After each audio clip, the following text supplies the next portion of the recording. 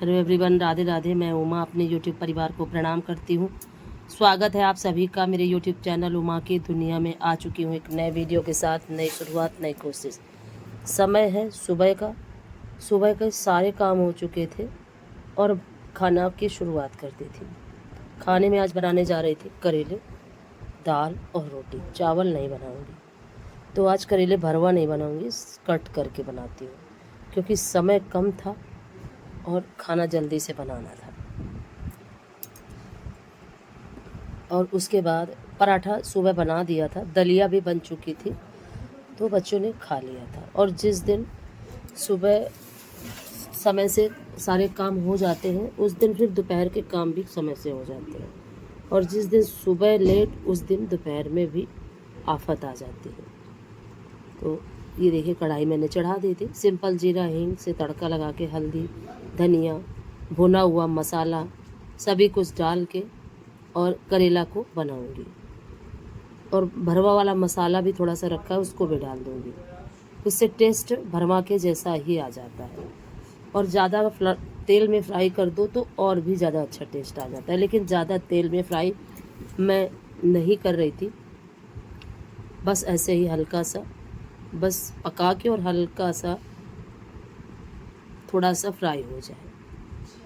और उसके बाद सभी मसाले मैंने डाल दिए थे और इधर दाल भी निकाल के रख ली थी। और देखिए, कुछ इस तरीके से करेलों का कलर आ चुका था। अच्छा बना हुआ था कल का करेला, काफ़ी अच्छा लगा मुझे तो। और देखिए, नमक भी मैंने डाल दिया। अगर आज का वीडियो थोड़ा सा भी अच्छा लगे तो वीडियो को लाइक करिएगा, चैनल को सब्सक्राइब करिएगा, बेल को ज़रूर प्रेस करिएगा।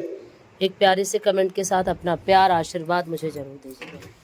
और फिर दाल में वो सूखी जो खटाई आती है वो डालने लगी थी, वो जो बना के रखी थी। और उसके बाद अभी जो काम मैं करती हूँ आगे आपको दिखाती हूँ, वीडियो में बने रहिए। और ये शक्कर क्या है, शक्कर में इस समय इतनी ज़्यादा चींटियाँ भरी जा रही हैं कि कुछ समझ में ही नहीं। शक्कर मंगा के रखो और बस चींटियाँ उसमें खूब ढेर ढेर भर के घुस जाती। कपूर डाल दो तो कपूर की जैसी महक आने लगती।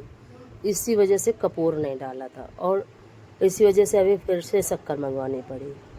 क्योंकि चाय हो या दूध हो, दूध में तो बच्चे इस शायद नहीं पीते हैं, कोई भी बच्चे नहीं पीते हैं दूध में शक्कर, लेकिन कभी ना कभी ये लग जाता है। भगवान के भोग के लिए चाहिए होता है कभी। और अगर किसी दिन ऐसा हो जाता है कि शायद मैं चाय में शक्कर डालना भी भूल जाती हूँ, तो फिर डालना आफत हो जाती है। और इसी वजह से अब सारे ही शक्कर में कपूर और लौंग डाल दिया है, जिससे कि अब बिल्कुल भी चींटियाँ नहीं होंगी। लक्ष्मण रेखा तो काम ही नहीं करती बिल्कुल, इतनी ज़्यादा चींटियाँ हैं। और फिर ये सब्ज़ी रखी हुई थी सुबह से, तो इसको उठा के रखा डलिया में भर के। और अभी फ्रिज बहुत ज़्यादा गंदा है, इसीलिए फ्रिज में नहीं रखा। फ्रिज को साफ़ करूँगी। और फिर मैं दाल धुलने लगी थी। सोचा कि दाल धुल देती हूँ, टमाटर, धनिया, हरा मिर्च ये सब धुल के रख देती हूँ तड़का लगाने के लिए। और जितनी देर में मैं अपने ये सारे काम करूँगी, उतनी देर में दाल और सब्ज़ी सभी कुछ बन के तैयार हो जाएगा। और इधर जो कपड़े चल चुके थे उनको खंगालने लगी थी बीच में। तो क्या होता है कि लाइट रहते रहते फिर ये भी सारे काम होते रहते हैं, और नहीं तो फिर अगर रह जाते हैं तो फिर शाम का ही नंबर लगता है। और इधर देखिए, बीच में करेले पक रहे थे, इनको भी बीच बीच में देखती जा रही थी। और इधर दाल में पानी डाल के, और अब इस चूल्हे पे कढ़ाई को रखूँगी और इधर उस चूल्हे पे दाल को रख देती हूँ। क्योंकि करेला क्या है, धीमी धीमी आंच में पकेगा और दाल फटाक से बन जाएगी। तो फटाफट इस खाना भी तैयार हो जाता है, बाहर के भी काम होते जाते हैं। और इस तरह से कल का दिन काफ़ी अजीब सा रहा, मिला जुला। और मौसम की वजह से फिर मैं लेट गई, तो फिर मैं सो गई। और लेटी करीब 4 बजे कि अभी और जब 4 बज चुका था, बच्चे बाहर काम में ही लगे रहे। और फिर खाना खाने के लिए कोई भी नहीं तैयार था, क्योंकि जब सुबह बच्चे पराठा खा लेते हैं तो फिर खाने की इतनी टेंशन उनको नहीं रहती। और फिर जब मैं लेट गई थोड़ी देर के लिए कमर सीधी करने के लिए, और उतने में ही सो गई तो शाम को उठी मैं करीब 5:15 बजे।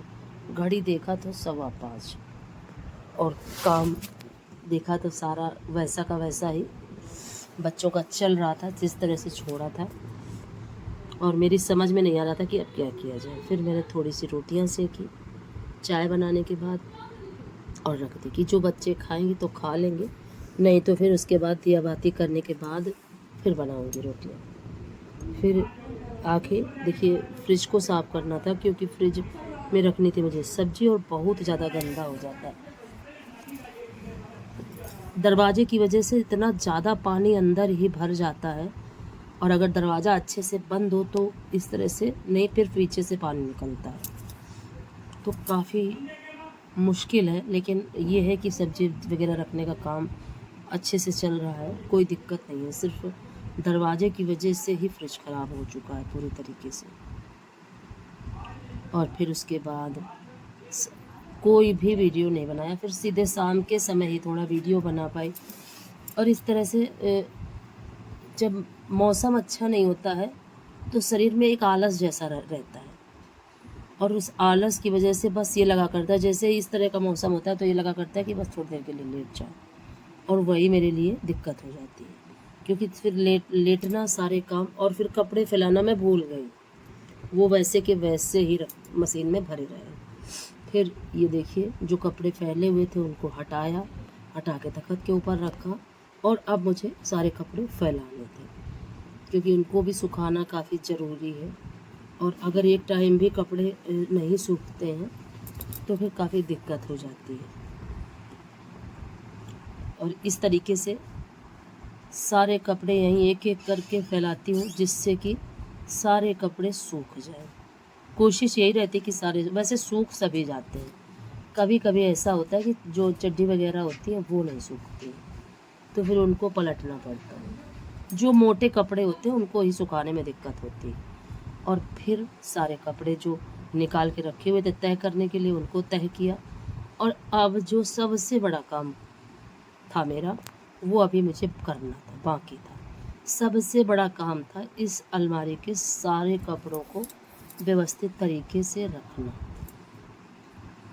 इतना ज़्यादा फैली हुई है, और वो अलमारी भी बहुत ज़्यादा फैली, दोनों ही बहुत ज़्यादा फैली है।